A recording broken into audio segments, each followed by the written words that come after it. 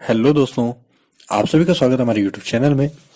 तो कल के वीडियो में एक छोटा सा प्रॉब्लम फंस गया था कि अगर मान लीजिए हम कल के कर रहे थे तो नहीं हो रहा था, तो हम उसे जानबूझकर नहीं बताए, यहाँ पर हम बता देते हैं। आज उसी के लिए स्पेशल वीडियो बनाया है कि अगर मान लीजिए आप मैट्रिक्स में फ्लोटिंग पॉइंट एलिमेंट्स स्टोर करना चाहते हैं तो कैसे करेंगे, वो भी रैंडम नंबर का यूज करके, रैंडम फंक्शन का यूज करके। ऐसा ऑब्वियसली होता नहीं है कि अगर आप इंटीजर की जगह पर अगर सिर्फ फ्लोट लगा दीजिएगा, यानी कि इंट की जगह पर सिर्फ फ्लोट कर दीजिएगा, तो वो फ्लोटिंग पॉइंट को सभी स्टोर कर लेगा, जैसे कि हम कल देखे भी थे। ऐसा नहीं होता है, उसमें थोड़ा सा और लॉजिक लगाना पड़ता है। तो वो लॉजिक क्या होता है इस वीडियो में हम देखने वाले हैं।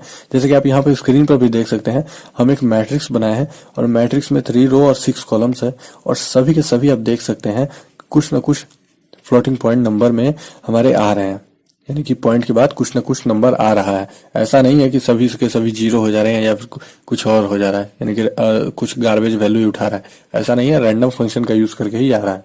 ठीक है, तो आप इस तरह से भी कह सकते हैं कि रैंडम फंक्शन का यूज करके हम किस तरह से फ्लोटिंग नंबर्स को प्रिंट करा सकते हैं, स्टोर करा सकते हैं। तो आज के इस वीडियो में यही होने वाला है। अगर मान लीजिए आपको इसका कोड चाहिए तो आप नीचे डिस्क्रिप्शन में जाकर लिंक पर क्लिक करके वहां से आप कोड को कॉपी कर सकते हैं और उसे यूज कर सकते हैं। और चलिए इस वीडियो को स्टार्ट करते हैं और देखते हैं किस तरह से इस लॉजिक को लगाया जाता है और ऐसे फ्लोटिंग पॉइंट्स वाले नंबर्स को प्रिंट कराया जाता है। तो इसके लिए सबसे पहले हम अपना हेडर फाइल लिख लेंगे। हेडर फाइल में हो जाएगा हमारा हैश इंक्लूड studio.h, और एक और हेडर फाइल लिखेंगे वही रैंडम फंक्शन का यूज करने के लिए, हैश इंक्लूड time.h, जो कि पहले भी बहुत बहुत बार यूज कर चुके हैं, तो दिक्कत तो नहीं होना चाहिए। अगर मान लीजिए कोई दिक्कत भी होता है तो हमें ज़रूर नीचे कमेंट में बताइएगा। और यहाँ पर हम एक वेरिएबल बनाएंगे मैट्रिक्स को स्टोर करने के लिए। तो मैट्रिक्स को स्टोर हम करने वाले हैं फ्लोटिंग पॉइंट में, तो यहाँ पर लिखेंगे फ्लोट ए। यहाँ पर यूज़र डिफाइन ही मैट्रिक्स बनाते हैं जिसमें रो और कॉलम्स यूज़र ही डिफाइन करेगा, प्रोग्राम के अंदर डिफाइन नहीं किया जाएगा। और यहाँ पर इंटीजर डेटा टाइप्स का यूज़ करेंगे। यहाँ पर कुछ वेरिएबल्स को स्टोर करने के कुछ वेरिएबल हम ले लेंगे जिसमें कि हमारे रो और कॉलम्स को स्टोर किया जाएगा। वो तो पॉइंट में नहीं आएगा, ऐसा तो नहीं ना होगा कि 3.5 रो में 2.1 कॉलम्स में, ऐसा कभी भी नहीं होगा। रो जो है वो सिर्फ और सिर्फ इंटीजर ही होगा, वो फ्लोटिंग पॉइंट में नहीं आएगा, या फिर कॉलम भी। तो उसको हम इंटीजर में ही ले लेते हैं और यहाँ पर हम printf लिखते हैं, इंटर द रो नंबर।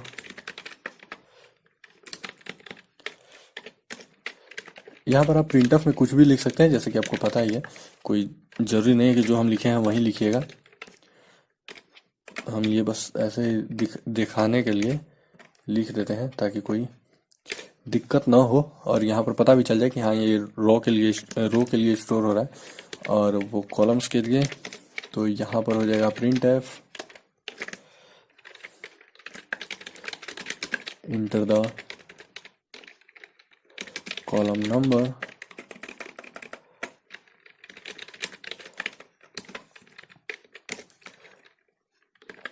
और यहाँ पर scanf %d %d, क्योंकि यहाँ पर हम d का यूज किए हैं, %d का यूज किए हैं, क्योंकि ये सभी के सभी इंटीजर है। लेकिन फ्लोटिंग में, यानी कि जो हम फ्लोट यूज किए हैं, तो इसमें %d का यूज नहीं होगा। वो कैसे नहीं होगा वो हम देखते हैं। a equal to 0, a less than c, क्योंकि c पर हम रो को स्टोर किए हैं, और a प्लस प्लस। यहाँ पर फिर से हो जाएगा for loop, b equal to 0, b less than d and b plus plus, क्योंकि d पर हम कॉलम्स को स्टोर किया है। अब हम यहाँ पर रैंडम फंक्शन का यूज करेंगे। तो उसके लिए सबसे पहले हम क्या करेंगे कि जो वेरिएबल हम मैट्रिक्स पर एलिमेंट स्टोर करने के लिए बनाए हैं तो उसका यूज करेंगे। तो a और b इजिकल टू, सबसे पहले हम रैंडम फंक्शन का यूज करके एक सिंपल सा प्रोग्राम बनाते हैं, उसके बाद हम उसमें एडिट करके फ्लोटिंग पॉइंट बनाएंगे। ठीक है, तो यहाँ पर हम कर देते हैं ये ऐसे, और यहाँ पर printf %d नहीं %f, तो %f करते हैं, और यहाँ पर हो जाएगा हमारा ए एंड बी, और यहाँ पर हो जाएगा हमारा print F backslash N new line के लिए, और यहाँ पर हो जाएगा रिटर्न 0। ये हो गया एक सिंपल प्रोग्राम जिसमें फ्लोटिंग पॉइंट का यूज नहीं किया गया है। अभी सिंपल इंटीजर ही प्रिंट किया जाएगा। और यहाँ पर हम करते हैं srand फंक्शन का यूज, टाइम 0। हम इसे रन कराते हैं। रन कराने के बाद यहाँ पर रो का संख्या डालना है, मान लीजिए हम डालते हैं 6, और यहाँ पर डालना है तो 3 डाल देते हैं।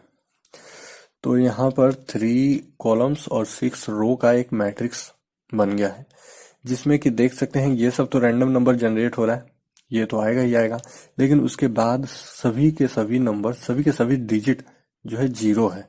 पॉइंट्स के बाद सभी डिजिट, सभी नंबर्स में ही डिजिट है, 0 है। तो उसके लिए हमें फ्लोटिंग पॉइंट वाला बनाना ही है। तो अभी तो हम सिर्फ डेसिमल का बनाए हैं, सिर्फ फ्लोट में प्रिंट करा दिए हैं। तो उसके लिए सबसे पहले हम एक काम करते हैं कि जो 045 आ रहा था उसे कम कर देते हैं। उसे कम करने के लिए हम आपको बहुत पहले के वीडियो में एक बताए थे क्या करना होता है कि सिर्फ एक पॉइंट देकर जितने डिजिट आपको रखना है उतना लिख देना है। अब इसे रन करा कर देखते हैं।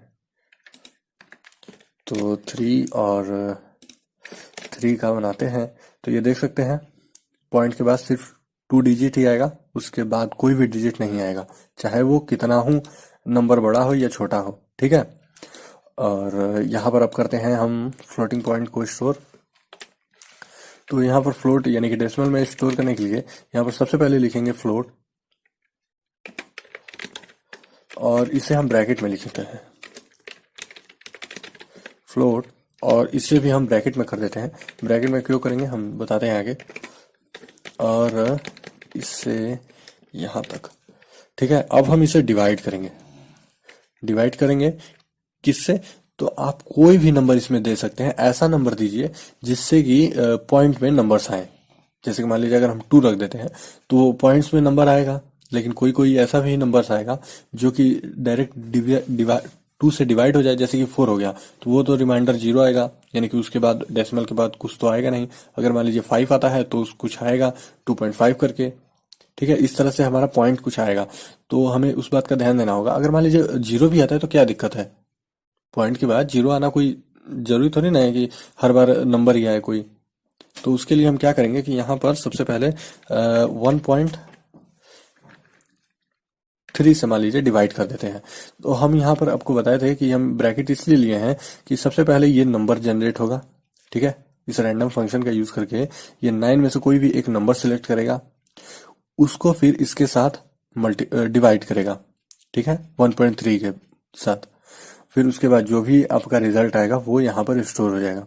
अब कहेगा ये फ्लोट क्यों लिए हैं, तो फ्लोट इसलिए लिए हैं क्योंकि अगर मान लीजिए इसका कोई दिक्कत होता है, जैसे कि पॉइंट कोई नंबर ले लिया, तो अगर मान लीजिए हम यहाँ पर फ्लोट नहीं लगाते तो ये मल्टीप्लाई करने के बाद, इन दोनों को मल्टीप्लाई करने के बाद यहाँ पर सिर्फ इंटीजर डेटा टाइप्स का ही जो नंबर्स होता है वही स्टोर करेगा। जैसे पॉइंट के बाद कोई भी स्टोर नहीं करेगा। तो यहाँ पर हम फ्लोट लगा दिए हैं तो पॉइंट के बाद वाला भी नंबर यहाँ पर आकर स्टोर हो जाएगा। तो इसे रन कराते हैं। रन कराने के बाद देखते हैं क्या होता है। यहाँ पर सबसे पहले हम रो डाल देते हैं 4 और कॉलम से डाल देते हैं 4 का। तो यहाँ पर देख सकते हैं कि सभी के सभी डिजिट के यानी कि पॉइंट के बाद कुछ ना कुछ नंबर जनरेट हुआ है। ये 0 हो गया है, ठीक है, कोई बात नहीं। यहाँ पर 0 मैट्रिक्स है, मतलब एलिमेंट्स ऐसा है जो 0 है ये नहीं है कुछ। तो इस तरह से हम बना सकते हैं एक मैट्रिक्स जिसमें कि सिर्फ और सिर्फ फ्लोटिंग वैल्यू हो, मतलब डेसिमल वाले वैल्यू है जिसमें पॉइंट का यूज किया गया हो, सभी एलिमेंट्स पर पॉइंट है। अगर मान लीजिए कोई एक रो या कॉलम्स करना चाहते हैं तो ऐसा भी कर सकते हैं। जैसे कि अगर मान लीजिए आप चाहते हैं कि हम सिर्फ एक रो या फिर एक कॉलम्स को डेसिमल में रखना चाहते हैं, बाकी सब हमारा इंटीजर हो, तो ऐसा भी कर सकते हैं। उसमें बस थोड़ा बहुत इसमें चेंजेस करना होगा। यहाँ पर इफ कंडीशन लगाकर और कर दीजिएगा तो उसमें ऐसा हो जाएगा। अगर दिक्कत होगा इसमें तो हम कल बताते हैं, ठीक है। तो कल हम इसी चीज को बताएंगे कि मतलब कैसे अगर एक सिंगल रो या सिंगल कॉलम्स को आप फ्लोटिंग पॉइंट में लिख सकते हैं, बाकी सभी को इंटीजर में लिख सकते हैं, इस तरह से।